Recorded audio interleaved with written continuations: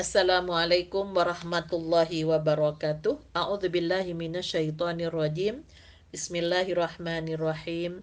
Alhamdulillahi rabbil alamin wal aqibatu lil muttaqin wala udwana illa 'alal zalimin wa asyhadu an la ilaha illallah wahdahu la syarikalah wa asyhadu anna Muhammadan abduhu wa rasuluhu la nabiyya ba'dah.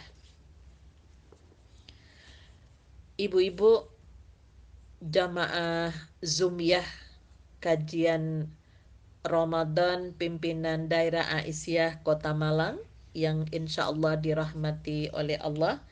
Alhamdulillah kita panjatkan rasa syukur atas nikmat yang telah diberikan oleh Allah kepada kita, yang tentunya nikmat itu begitu sangat berarti, yaitu nikmat iman dan sehat. Mudah-mudahan kita terus berdoa, berusaha, kita bisa menyelesaikan ibadah puasa Ramadan di tahun ini. Bahkan semoga Allah masih memberi kesempatan untuk di tahun-tahun yang akan datang. Ibu-ibu yang dirahmati oleh Allah, beberapa hal yang perlu untuk diperhatikan bagi kita perempuan muslimah, khususnya di Aisyah, agar memperoleh puasa yang sebenarnya, yang tentunya menjadi harapan kita semuanya, agar supaya puasa kita itu betul-betul dirasakan ya kualitasnya, sehingga bisa menutup kesalahan-kesalahan kita di masa lalu. Yang pertama, perlu kita memahami tentang tujuan bahkan fungsi disyariatkan ibadah puasa itu. Allah Subhanahu wa Ta'ala telah memberikan rumusan tujuan diperintahkannya ibadah puasa itu, la'allakum tattaqun, agar supaya kalian bertakwa. Kata takwa itu dari kata waqayaki wiqayatan, yang artinya memelihara diri. Yang tentunya apa yang dipelihara? Ya, memelihara dari siksaan Allah dengan mengikuti segala perintahnya dan menjauhi segala larangannya, tentunya dengan petunjuk-petunjuk Allah. Kemudian Afif Abdul Fattah Tabarah mengistilahkan bahwa takwa itu ayat taqiyal insanu ma yaghdabu rabbuhu wa ma fihi dararun li nafsihi au idrarun li ghairihi. Seseorang memelihara dirinya dari segala sesuatu yang mengundang kemarahan Tuhannya, dan memelihara dari segala sesuatu yang mendatangkan mudarat, baik bagi dirinya sendiri maupun bagi orang lain. Untuk itulah maka rasa takut itu memerlukan ilmu terhadap yang ditakuti. Oleh karena itu, yang berilmu tentang Allah akan takut kepada Allah. Yang takut kepada Allah akan bertakwa kepadanya, sehingga disebut dengan muttaqin, yaitu orang-orang yang memelihara diri dari azab dan kemarahan Allah di dunia dan akhirat, dengan cara berhenti di garis batas yang telah ditentukan, dengan melakukan perintah-perintahnya dan menjauhi larangan-larangannya. Sedangkan Allah tidak memerintahkan kecuali yang baik untuk manusia, dan tidak melarang kecuali memberi mudarat kepada manusia. Maka hakikat takwa di dalam ajaran Islam itu satu kesatuan antara iman, Islam, dan ihsan. Bahkan juga ikhlas.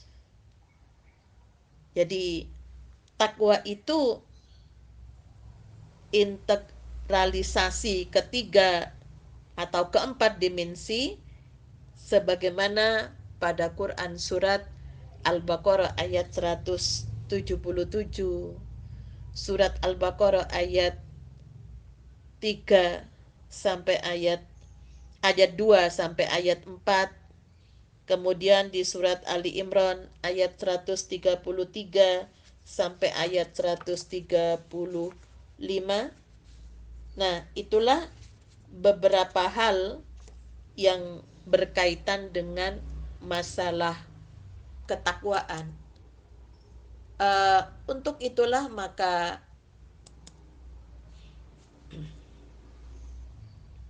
kalau kita memperhatikan dari beberapa yang terkait dengan takwa ini, maka takwa itu adalah model hidup atau gaya hidup yang merasa bahwa Allah senantiasa hadir dalam kehidupannya. Gambaran yang seperti itu yang menjadi ungkapan pada Quran surat At-Taubah ayat 40 ketika Rasulullah mau hijrah ke Madinah, di mana Khalifah Abu Bakar yang menemani begitu khawatir. Maka Rasulullah memberikan penguatan, la tahzan innallaha ma'ana. Jadi merasakan akan adanya ma'iyatullah, kebersamaan dengan Allah. Dan di dalam Quran surat Al-Hadid ayat 4 juga dikatakan, wa huwa ma'akum aynama kuntum.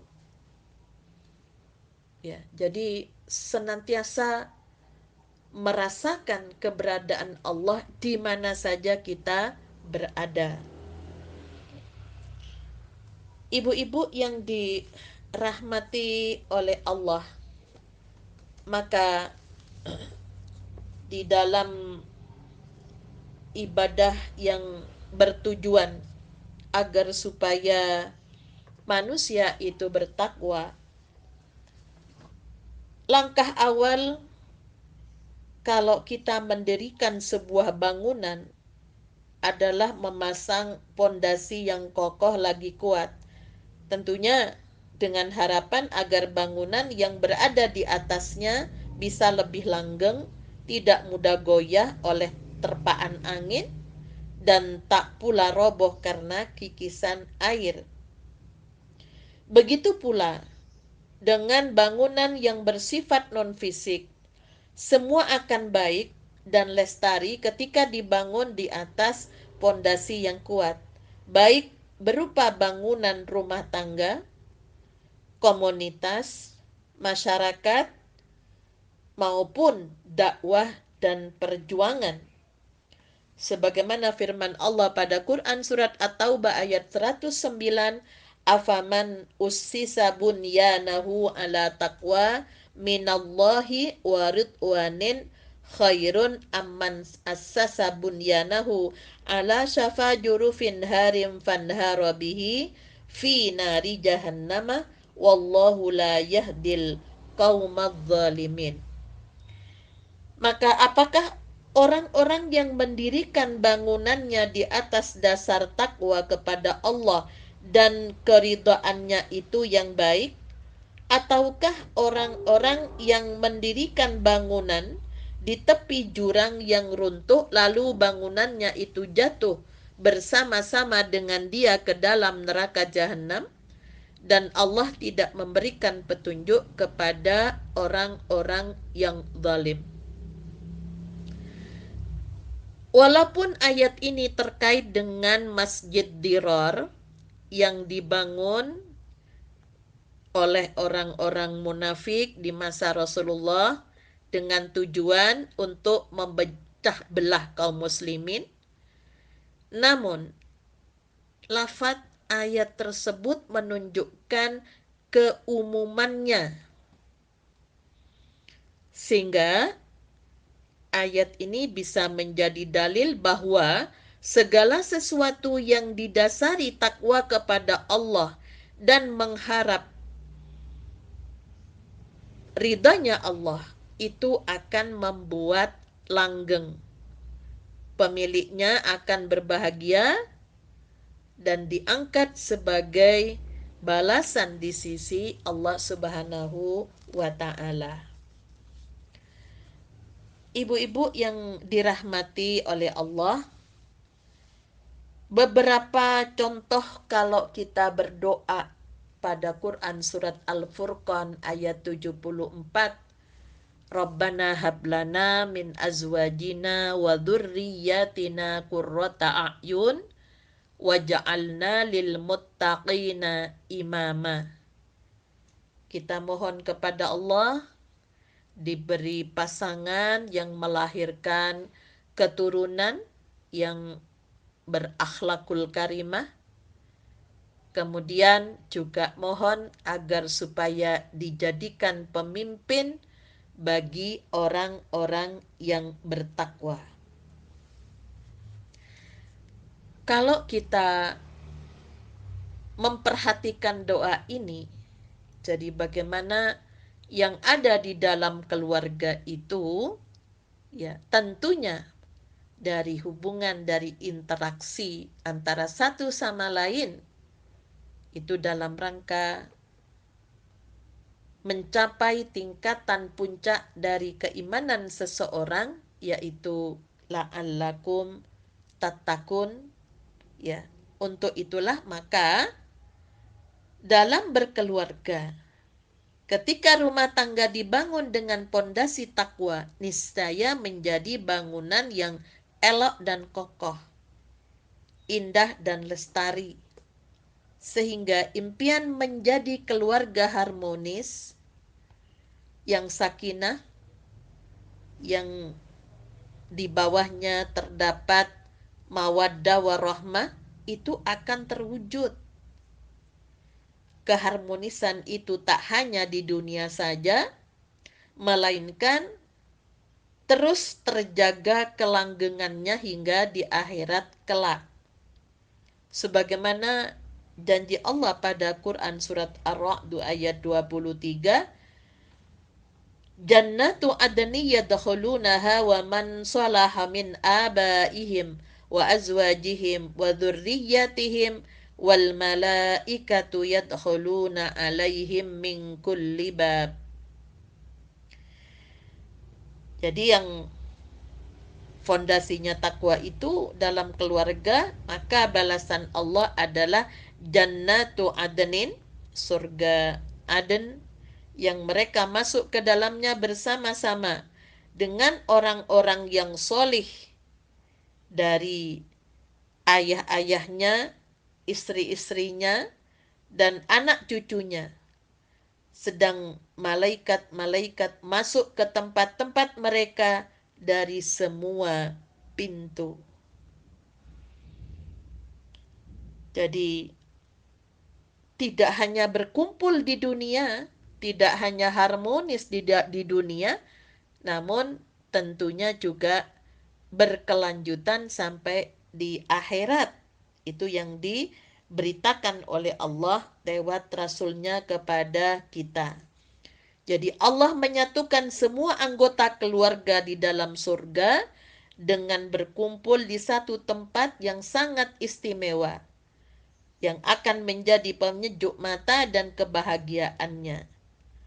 Pada Quran surat At-Tur ayat 21, walladzina amanu wattaba'athum dzurriyyatuhum biimanin alhaqna bihim dzurriyyatahum wama alatnahum min amalihim min syai'in kullu mri'im bima kasaba rahin.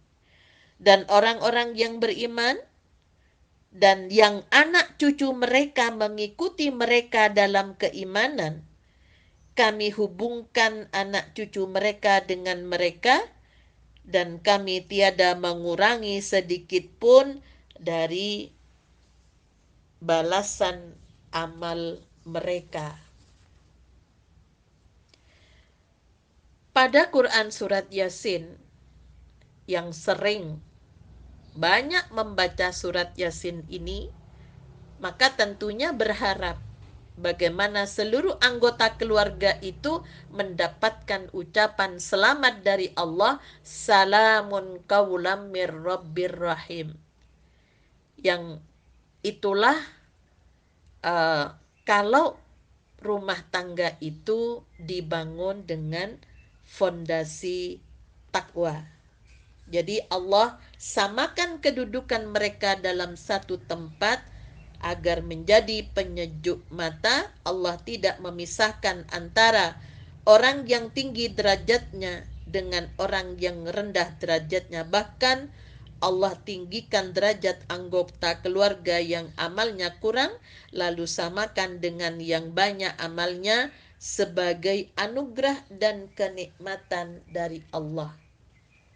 Jadi jangan sampai di keluarga yang sudah susah payah ya, berharap adanya kehadiran keturunan, kemudian di akhirat nanti tidak bisa berkumpul. Wamtazul yauma ayyuhal mujrimun, disuruh menyingkir, tidak ketemu suami istri, orang tua dengan anak karena berbeda yang berkaitan dengan keimanannya. Adapun keluarga yang dibangun tanpa didasari pondasi takwa, seumpama bangunan yang didirikan di tepi jurang, bangunan itu akan runtuh beserta seluruh isi dan penghuninya. Dan bangunan itu juga akan rapuh, karena salah tujuan sejak awal hanya mencari kedudukan, kecantikan, hanya sekedar agar bisa punya keturunan, ya, dan tidak disertai dengan takwa. Nah, keluarga yang seperti itu mudah sekali goyah, rapuh, dan hanya mampu bertahan seumur jagung.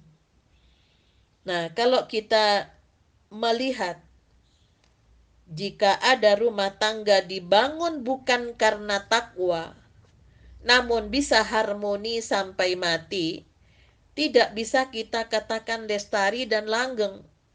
Seperti keharmonisan antara Abu Lahab dan Ummu Jamil. Mereka berdua memang serasi dan selalu rukun. Bahkan satu kata dalam memusuhi dakwah Rasulullah.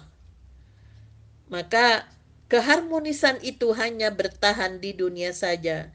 Adapun di akhirat, hubungan itu akan berubah menjadi permusuhan. Tidak ada lagi istilah kompak, serasi, apalagi harmonis.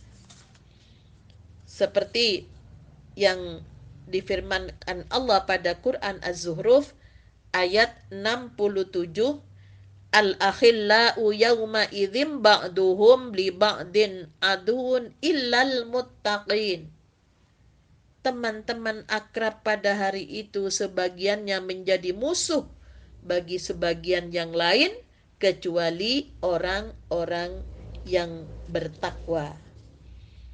Maka jika kita mendambakan rumah tangga yang langgeng lagi berpahala, bangunlah dengan fondasi takwa. Dan bulan Ramadan ini kita jadikan sebagai madrasah untuk keluarga. Jadi apa yang perlu kita latihkan kepada anak-anak kita, keluarga kita, bahwa nilai-nilai dari ibadah puasa itu di antara fungsinya adalah ikut merasakan lapar dan dahaga yang dirasakan oleh fakir miskin. Ini yang perlu dipahamkan. Kemudian setelah merasakan, tentunya tidak berhenti pada merasakan saja, namun tergerak bagaimana untuk memanage jatah makan siang yang harus dikelola oleh kita sebagai perempuan. Anak-anak kita juga harus diajari supaya bisa mengajari istrinya. Kalau anak kita perempuan juga bisa mengelola bagaimana di bulan Ramadan ini bisa berbagi pada yang lain. Sehingga afdalus sadaqah fi Ramadan, ya. Kemudian juga kita bisa memberi yang lebih sesuai dengan anjuran, ya, beribadah tatawu pada Quran surat Al-Baqarah 184, faman tatawwa'a khairam fahuwa khairullah. Ya, jadi bagaimana kita bisa memberi yang lebih baik dari apa yang telah kita lakukan di hari-hari yang lain. Kemudian yang berikutnya sebagai fungsi yaitu memanage nafsu yang berlebihan.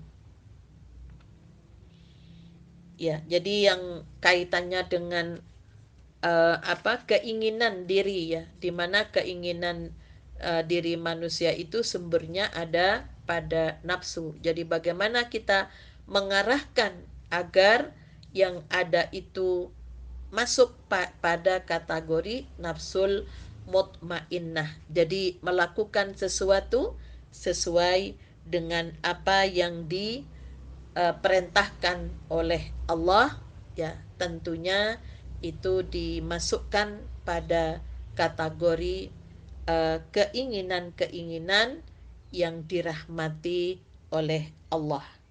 Ini karena sekarang mudah sekali, ya, mau beli apa saja nggak usah keluar rumah, ya, tinggal ini. Namun di situ tentunya jadinya mubadir, ya, terutama bagi perempuan yang banyak keinginannya. Nah, bagaimana keinginan itu di-manage dengan baik.